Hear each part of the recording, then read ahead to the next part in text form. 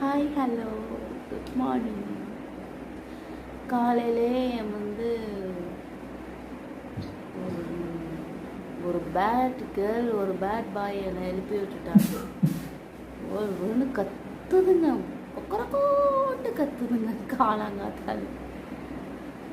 எல்லோரும் நல்லா இருக்கீங்களா? ஹாப்பியாக இருங்க. இயர்லி மார்னிங் நான் வந்து என்னுடைய லைஃப்பில் கொஞ்ச நாள் தான் நான் பார்த்துருக்கேன். ரொம்ப நாள் நான் இந்த இயர்லி மார்னிங் நான் பார்த்ததே கிடையாது. இந்த டைம் வந்து நான் இன்னும் கொஞ்சம் நேரம் கழித்து போய் ஒரு டீ ஷாப் பக்கத்தில் இருக்குது.